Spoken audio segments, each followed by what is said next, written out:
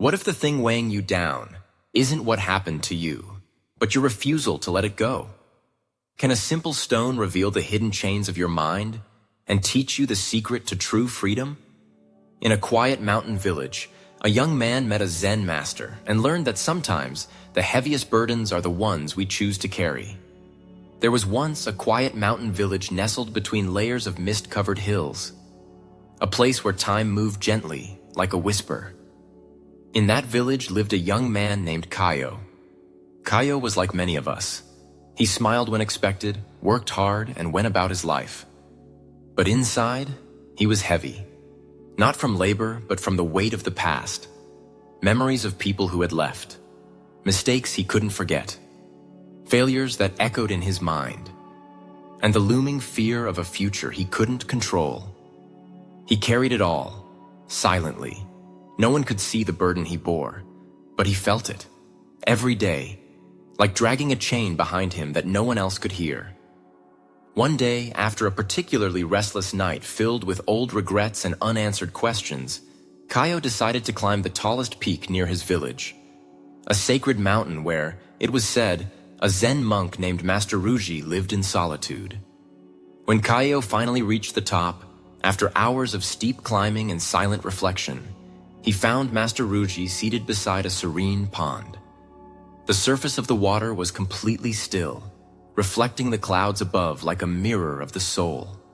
Kaio bowed deeply and said, "Master, I cannot move forward. I carry too much inside me. The past grips me, the future frightens me. I don't know how to let go." The old monk looked at him without speaking. Then he smiled softly, rose, and pointed to a large stone nearby, thick, rugged, and heavy. "Take that stone," the master said, "and carry it with you down the mountain." Kaio hesitated, confused, but obeyed. He hoisted the stone onto his shoulder and began the long descent. The journey was grueling. With each step, the stone dug deeper into his back. The path was narrow, the terrain uneven. Sweat soaked his clothes, and his legs quivered under the strain. Many times he wanted to drop the stone, but didn't. After hours of effort, Kaio reached the foot of the mountain, barely standing, breathless, aching in every limb. To his surprise, Master Ruji was already there, calmly waiting under a tree. Kaio gasped, "Master, I did as you asked." The monk smiled again. "And why didn't you put the stone down?" "Because you told me to carry it," Kaio replied, his voice strained. Master Ruji's eyes twinkled. "Ah, but did I ever say how long you had to carry it?"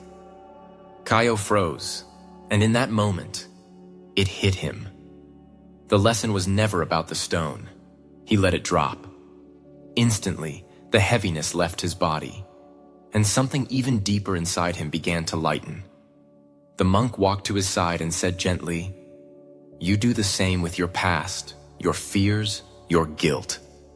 You carry them long after you no longer need to. Not because they're still real, but because you're afraid to let go."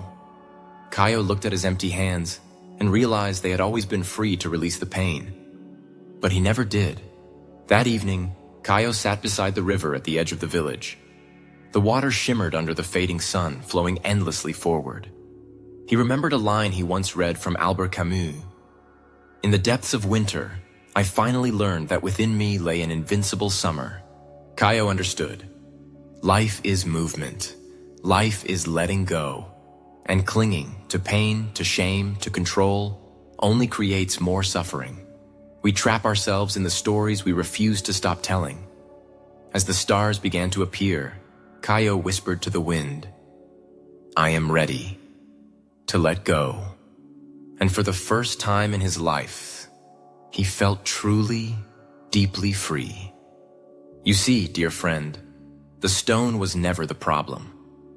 It was Kaio's choice to carry it beyond the lesson, just like the stories we carry in our hearts. The past cannot be changed. The future cannot be controlled. But right now, this very moment, you can choose to set the stone down. Let go of what no longer serves you, not because it's easy, but because you finally realize you no longer need it. Let life flow. Let it carry you. Like a river not meant to be dammed. Like breath meant to be released. Because only by releasing can we be free.